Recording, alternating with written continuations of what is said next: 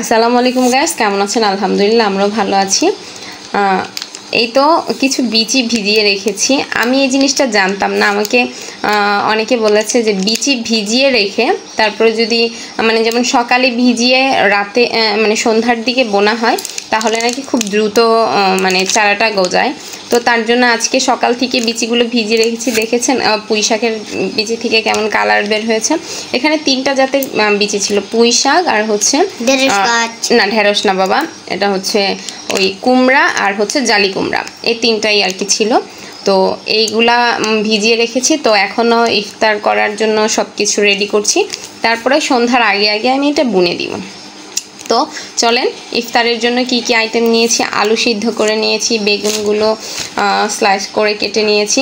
তারপরে আমি ডালগুলো আগেই ব্লেন্ড করে নিই, কারণ ব্লেন্ডারে ব্লেন্ড করলে একটু ডালগুলো একটু নরমই টাইপের হয়ে যায়।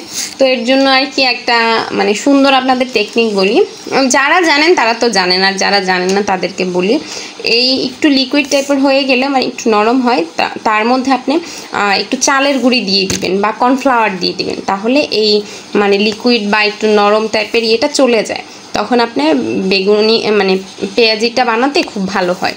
তো এর মধ্যে আমি আলুগুলো ছিলে নিচ্ছি, কারণ আলুগুলো ছিলে নিয়ে আমি সবগুলো একসাথেই মানে এখানে আলু হচ্ছে বুটেও দিব, তারপর হচ্ছে আলুর চপও বানাবো। তো এর জন্য সুন্দর করে আলুগুলো স্লাইস করে কেটে মানে খোসা ছাড়িয়ে নিচ্ছি।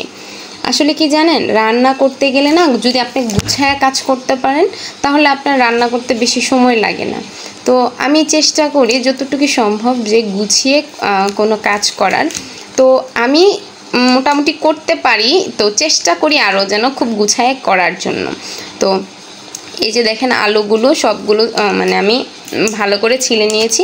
তারপরে এই যে দেখেন ডালের মধ্যে আমি একটা জিনিস দিতে ভুলে গিয়েছিলাম, সেটা হচ্ছে ধনিয়া পাতা। এই যে ফ্রোজেন করা আমাদের এই ধনিয়া পাতাগুলো আমার আম্মু এবারকে সংগ্রহ করেছে। আমার আম্মু কখনোই এগুলো ফ্রোজেন করা জিনিস খেতে চায় না বা করেও না, করতে চায় না, সে তার এগুলো ভালো লাগে না। তো এবারকে আমরা বলতে বলতে ফাইনালি আমার আম্মা ধনিয়া পাতাগুলো ফ্রোজেন করে রেখেছে, কারণ ধনিয়া পাতা মানে পুরো সিজনেই খেতে ভালো লাগে। তো একদম এগুলো পিওর মানে একদম দেশি বলে না, ধনিয়া পাতা 2 রকমের হয়, একটা ফার্ম বড় বড় পাতা আর এটা হচ্ছে দেশি, গ্রানটাও সুন্দর। তো এটা দেশি ধনিয়া পাতাগুলোই অনেকগুলোই ফ্রোজেন করে রেখেছে। তো এখান থেকে অল্প কিছু নিয়ে আর কি মানে আমি এখন ডালে দিয়ে ভালো করে এটা মেখে নিচ্ছি।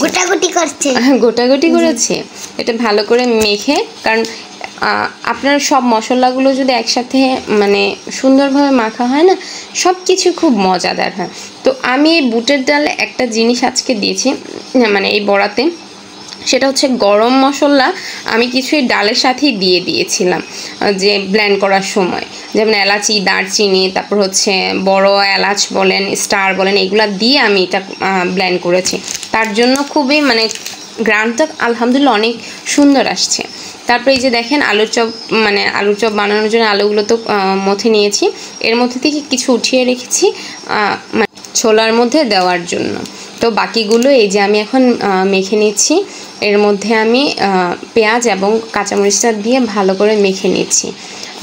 এটা এখন আমি টোটালি মানে আমি 2 দিনের একবারে করে নিচ্ছি, কারণ কেন মানে প্রতিদিন করতে না খুব ঝামেলা হয়। আর আমি এগুলা কোনো ওই যে মানে গোল গোল করে শেপ কিছু করে রাখবো না, সেভাবে না। হলুদ গুঁড়ো না বাবা, এটা হচ্ছে গরম মশলা। আপনি আলুর চপে একটু গরম মশলা দিয়ে দেখেন, এত সুন্দর স্মেল আসে। আমি এই ফার্স্টে আমি এই জিনিসটা ট্রাই করেছি, আমার কাছে অনেক ভালো লেগেছে। আপনারাও বাসায় একবার ট্রাই করে দেখবেন। তারপরে এই যে আমি এখন ভ্যাসন নিয়েছি। ভ্যাসনের মধ্যে আজকে আমি অন্যরকম করেই করার ট্রাই করতেছি। ভ্যাসনের মধ্যে আমি হলুদ, মরিচ, তারপর ধনিয়া, গরম মশলা, কিন্তু আমি একটা জিনিস দিব না, সেটা হচ্ছে আদা রসুন দিব না। আদা রসুন ছাড়াই আমি এই ভ্যাসনটা গুলবো। আদা রসুন ছাড়া ভ্যাসন এবারকে আমি ফার্স্ট করেছি। আমি অনেক কিছু এবারকে ফার্স্ট করেছি, আপনাদের সাথে অল্প অল্প করে শেয়ার করছি। মানে এবারকে আদা রসুন ছাড়া আমি যখন ভ্যাসনটা গুলেছি মানে কোনো রকমভাবে একটু মানে স্বাদের হেরফের হয়নি, আরও দ্বিগুণ পরিমাণে মনে হয় আজকে এবারকার ভালোই লেগেছে এরকম। তো তো এভাবে আপনারাও আদা রসুন ছাড়া করে দেখবেন। কিন্তু হোটেলে অনেকে মানে হোটেল বলেন বাড়িতে বলেন অনেকে আদা রসুন ছাড়া বেসনটা করতে পারে না। আমি এবার করেছি, আমার কাছে ভালোই লেগেছিলো। আমার আম্মুও আদা রসুন না দিলে মানে বেসন মানে তার কাছে জানি বেসনটা গোলা ভালো মনে হয়নি এরকম, কিন্তু এবারকে আমি করেছি, খুব ভালোই লাগছে। তো এগুলো সব গুছায় নিচ্ছি, কারণ গুছায় যদি আমি ইফতার বানাতে চলে যাই তো আমার খুব স্পিড এবং খুব তাড়াতাড়ি হয়, না হলে না এলোমেলো হয়ে যায়। এই যে দেখেন সব কিছু গুছায় নিছি। তো এখন আলহামদুলিল্লাহ বিসমিল্লাহ বলে ভাজা শুরু করে দিয়েছি।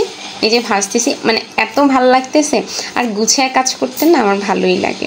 আপনাদের কেমন লাগে অবশ্যই কমেন্টসে জানাবেন।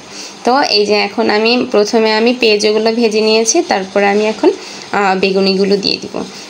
বেগুনিগুলো দিয়ে আমি একটার পর একটা মানে দেখেন মানে আমার গোলাটাও খুব থিকনেস হয়েছে, খুব মানে এত একদম পাতলাও হয়ে যায় নাই বা এত ভারীও হয় নাই, মোটামুটি মিডল থিকনেসের মধ্যে আছে। তো একটা একটা করে দিয়ে এগুলো এখন ভেজে নিব। আসলে কি আপনি যতই ইফতারি বানান, আপনি নিজে নিজে যত কিছুই করেন, মার হাতের ইফতারি মজাই আলাদা, সেটাই হচ্ছে বাস্তবতা। এই যে তারপর আমি শরবতটা গুলে নিচ্ছি। মানে আজকে আমি একদম সিম্পলি একটা শরবত বানাবো। তো এর মধ্যে শুধু মানে ঠান্ডা পানি, তারপরে হচ্ছে আখর গুড় বলে যেটাকে, ওই গুড়টা দিয়েছি, আর হচ্ছে ট্যাং দিয়েছি।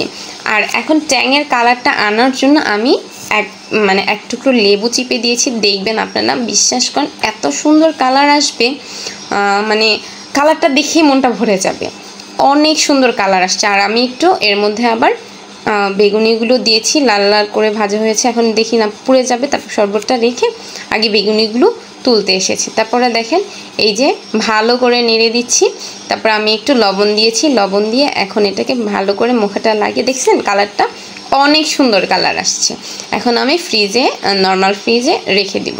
আজানের টাইমে মানে ইফতারির সময়ে আমি এটাকে নামিয়ে নিব। তারপরে এই যে দেখেন বিচিগুলো ভিজিয়ে রেখেছি, প্রায় আজান দেওয়ার সময় এসেছে, 4-5 মিনিট বাকি, মেবি দ্রুত দৌড় দিয়ে এসে আমি বিচিগুলো এখানে বুনে দিয়েছি। যে সাথে সিম গাছও আছে।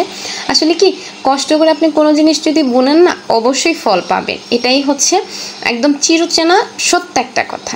এই যে তারপরে আমরা এসে ইফতারি করা শুরু করে দিছি। আলহামদুলিল্লাহ অনেক মজা হয়েছে, কিন্তু না আমার মার হাতের ইফতারির মতো মজা পাই না আমি নিজে যতই বানাই। তো তারপরে এই যে দেখেন শরবতটা ফ্রিজ থেকে নামিয়ে এনেছি। আগে আমার বাবাটাকে ট্রাই করতে দিয়েছে, আর এমনি সবাইকে দিয়ে ফেলছি। তো এখন আমার বাবাটা ট্রাই করতেছে। সে তো বেসিক্যালি খেতে চায় না, তো আজকে বলতেছে তার কাছে নাকি অনেক মজা লাগছে।